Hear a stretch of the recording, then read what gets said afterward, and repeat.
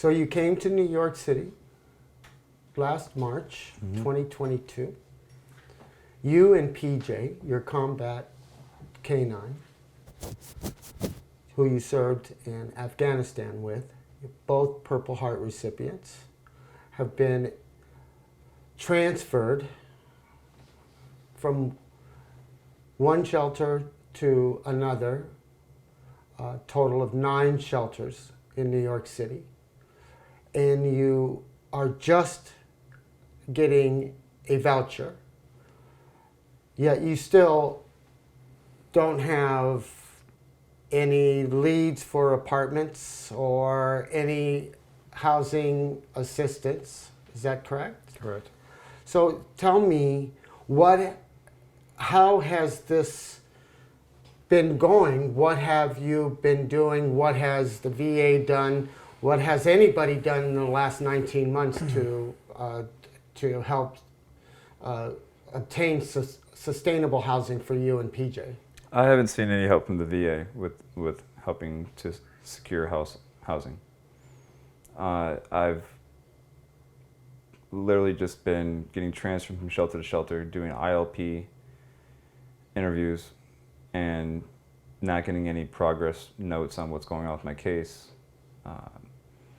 The moment that I start asking a lot of questions about that or start getting stern on needing some progress notes or something going on, they usually they'll lock up, or they don't want to have an interview with me, or they'll not be open. And it's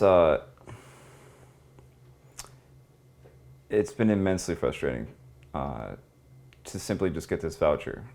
I vouched for the CityFEPS voucher just to get out of the shelter faster before the VA even corresponds with the proper paperwork they need, or I need, so I can get my HUD-VASH voucher. So I'm even being subjected to not getting the proper voucher as a veteran right now because of the lack of record holding from the U.S. National Archives and VA getting that for me, and just felt, my house burned down. I lost everything. And right now I just really felt that people would come through for me and help me when I got to the city. I was already down on my luck, so to be treated like this didn't do any good for mental health. And I can see where there was times when it became very dark, and there's veterans that can make decisions that they shouldn't be making. Go down that rabbit hole. Yeah, there was 2 veterans that I would interact with 3 or 4 times. I had one veteran that would come over to my cubicle a few times a week and knock on the door like a late hour. Just want to talk, just want someone to talk with, just to hang out with, to feel sane a little bit, because everyone around him was always yelling or screaming, and he had some sort of mental disturbance, and he just wanted to feel like he wasn't locked into a psych ward. At Borden Avenue, it was very easy to feel like you got thrown into a psych ward, and not amongst regular veterans, sane veterans. So the guy, I talked to him that night, the next day, or he came over later on in the night, about 1 o'clock in the morning, 2 o'clock in the morning, knocked on my door wanting to chat, but I was asleep, I was tired, I sent him away. The next morning he's dead. Overdose. And he had had multiple overdoses in the past while he was at that facility, as I was told from staff. You talking about the short kid? The guy that died, you were talking about. Yeah, the short kid, right? Yeah. Yeah. And then the other guy that died as well, when I came in, and I've got photos I of know him. multiple people that have died that I've known in there. Personally have sat and chatted with and talked with. And then when you use that type of behaviors, whether it's right. pushing the envelopes and they're of to drug be expected, overdose, they're to be expected, being funded by the state and by the citizens, that there'd be treating and rehabilitating these veterans instead of just record keeping or just doing a check in the box that week to say that they spoke with the veteran for 5-10 minutes and they're alive. Go back to your cubicle. And then making it difficult for veterans to do their laundry at that facility, or to get clothes. You know, they had certain days and certain hours you could only do your laundry here and there, and there's so many people lined up. That's right. And it was just difficult to maintain yourself. You know, they would have open bay showers, like squad showers. Like, you know, why does a veteran need to be, you know, High school in a gymnasium. communal shower? Yeah. You know, this isn't prison. Yeah. But they treat these veterans like that, and so they start to think that they are, and they're not. You know, you can't prejudge a veteran. Simple things like decent food. Decent food. Like not having your T-shirts given to you rolled, balled up in a plastic bag. Yeah, or only having the wardrobe room open for like 2 days a week for like 3 hours at a time. It's like having to beg for internet access. Yeah, things like this. You know, like. These are the simple pleasures. These are the simple things. These are the simple things. This isn't anything that I consider being extravagant. No. Nobody's serving us up anything on a silver platter. Nope. But having access to internet for doing a housing search, it should be a standard that we can expect. Right. Decent food we should be able to expect. Mm-hmm. If you're living in a shelter and you're a shelter person, that's not necessarily a convenience. But we are in the VA, and the VA is supposed to have our back. Correct. I have watched how this has affected you, and how that same has affected other veterans as well. And I think that giving these small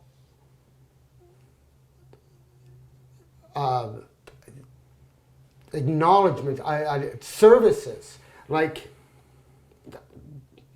laundry that isn't balled up in a ball, in a plastic bag, decent food. These are the things that I look at and I say, okay, this is at the bottom. This is at the, this is what suicide prevention is all about. I mean, not to mention that, but you got to ask for, a Metro card from them, and you got to fill out this paperwork to get one Metro card.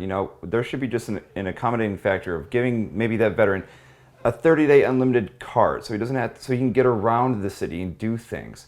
Instead you got these veterans that are not motivated to go, out and do all these appointments that they want to schedule for them, and so they're stuck there in front of the building, and they all sit around and talk about how they're not getting, they haven't gotten their apartment, no one's talking to them, so this is a communal conversation. And when you're talking about $3 just for a bus pass, or just to get off of Long Island City, to get anywhere, then you've got to pay to get back, then you've got to try to get something to eat, you've got all these things that you're supposed to be doing, and you miss appointments. It's easy to miss an appointment. Mm-hmm. So you miss an appointment, of course, staff takes that as you don't care any longer, and it basically becomes a one and done. Once you are branded as one of those veterans who doesn't care, then you're going to always be treated as if you don't care. And that goes to, one phone call. If you don't pick up on that phone call, have they ever called you back? I mean, Jada called you back today. But I think that was only because. Yeah, but then you got places like the Jericho Project that if you don't go in there for their interviews every so often, they'll just cut services for you. It's like you weren't really doing anything for me to begin with, so why am I going to continue to do your little, jump through your little hoops so you can keep Did this? they ever come and visit you at Jericho Project? No. Ever come and visit you at all? No. Specifically to see you? Specifically to see you? One time. And I never really heard back from that representative again. Okay. I have been working with suicide prevention for a long time.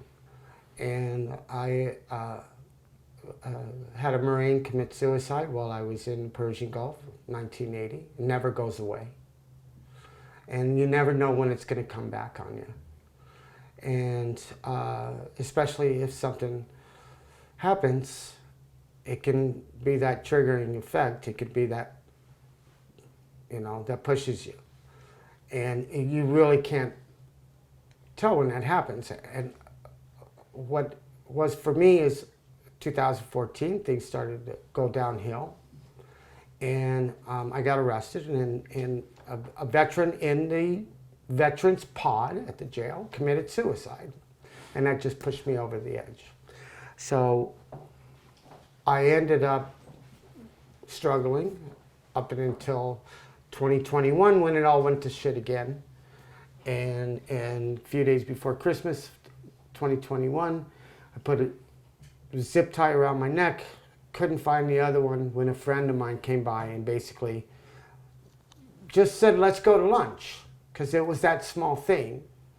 And it is my understanding that we don't need you to move our mountains for us. We will move the mountain, just give us the shovel. Mm. We'll do the work, but it is impossible to do the work when nobody will even tell you what work you need to have done. And I think that I've seen you there. It's not that you can't be focused on something that you don't even know where you're supposed to be going with this. Right. So there's no goal. An apartment. Well, right. That's not a goal. Yeah, that's not something that I can do tomorrow. Right. That structure, I believe, is missing in, like you said, doing a one-on-one, somebody to help the veteran get through this maze of bureaucracy. There needs to be an independent aid apart from the shelter, apart, like a student or like someone that's a representative of the VA that's attached to your case until you get your apartment, and even traditionally, or I'm sorry, probably oversees you someone in that apartment for a while, but at least ensures that you are treated with respect and dignity the entire process until you get your apartment, and then make sure you get your apartment and you enjoy where you live. That's it. Let us do our thing once you get us our place. That is it. It's not like we don't know how to work. We don't need these we don't need these job workshops or whatever they want to schedule you to come in and just for a pep talk on how to write a resume. Like a lot of these guys aren't stupid. They just need their place. They need their own place back again. Some people did come from jail. Some people did come from other things, and whatever happened. My house burned down. People come from different situations. Veterans do, but they need to just know that they're asking for help silently. Do you think they're vetting? Do you think they're vetting the veterans that come in, as far as what services we need? Everybody comes in needing housing. I would say it's the fact that they're too lazy to learn about the veterans. And so they'd rather just ask them a panel upon panel of medical questionnaires to see if they can weed you out or vet you through some sort of medical hackery diagnosis, or put you in this pile instead of this pile. He's got some psychological, things going on. Maybe he's too crazy. We can't have these apartments, put him in this pile, so he's only vetted for these certain apartments around this and this and this. They shouldn't be trying to pry and poke veterans' history. I know that they know what they're being told is false. Because we've had that happen to both of us, where we've been intentionally given misinformation, and the VA has backed it up. Mm-hmm. I believe that the VA is very much trying to hide the idea that they are not honoring the grant and per diem program. They're not honoring us veterans who have served honorably, and they're apprehensive about that getting out. I can say for a fact that they have way low expectations for housing of veterans, and compared to the amount of veterans on the streets, and then boosting themselves as meeting these goals, although they're incredibly low. And as an example, there's approximately 1,000 veterans who are on the streets and in shelters in New York City, but the VA's target is, a quarter of that, 250 veterans to get housing in 1 year. Not only does that not take into consideration the other 750 veterans who are not being served, but you also have a substantial amount of veterans who are transitioning in and out of the system at any one time. So what we have here is we have a lot of veterans that the VA is saying they're serving, but in fact they're not. And I think that what they are doing is they are looking for ways to kind of get rid of us in hopes that maybe we'll leave. And I don't want to be so crass as to say maybe we'll commit suicide, but when it's hard not to think that. It's hard to stay motivated as a veteran towards an apartment and getting back on with life when they have literally stuck you at the end of a tunnel and you think you see the light at the end, but you never truly get to it. It's like you're chasing a star, instead of a lighthouse. Like, you'll never get to the star, so they just keep you at the end of this tunnel and hope that you'll just get tired of it all and maybe leave the shelter or stay there. They get paid regardless. And so there's no incentive to get these veterans into housing. In fact, they stop getting paid when we leave. Right. So they want to keep you there. They want to milk you for all you got. And maybe you get an apartment, maybe you don't. But all the while, they get to buy their new cars and they get paid. And they get Did you ever think that you would be sitting in a shelter at this point for over a year and a half? No, never. If somebody told you that 2 years ago, that you were going to come to New York, I would never move to you New were York. going to end up in a shelter like this, this is how you're going to get treated, what would you have? I would not move to New York. I wouldn't. They're definitely focused on cramming as many people into buildings as possible without giving those clients the care that they properly need. You're trying to save money. That's what you're trying to do. Yeah. You're trying to save money by cramming too many people into a building, and they don't get the proper treatment. Just like, as a server in a restaurant, like if it's a nice restaurant, you don't want to have more than a 4-table section, because anything more than that, you're not going to give the proper service to each table. And you're going to get less tips because of that, or you're going to get worse tips because of that. So having more representatives from the VA on hand for these programs, who've created per diem programs, to be there to, have a caseload of maybe 4 or 5 veterans. That's it. And they cycle through those like a Rolodex and make sure that those 4 or 5 veterans are being taken care of until they get their housing. Right now we're looking at something in the neighborhood of, I think I remember 2, maybe 3 DVS people at Department of Veterans Services at Borden Avenue. That's maybe 1 for 80 residents. You cannot sustain a caseload, and everybody suffers because of that. No, it's like having a public defender instead of a private attorney. The public defender is going to go through a stack of paperwork. It's all fast food for them. You might spend 2 or 3, maybe 5 minutes per client before they go see the judge. But it's all fast food for them. They've got a stack of paperwork. Same thing with these people.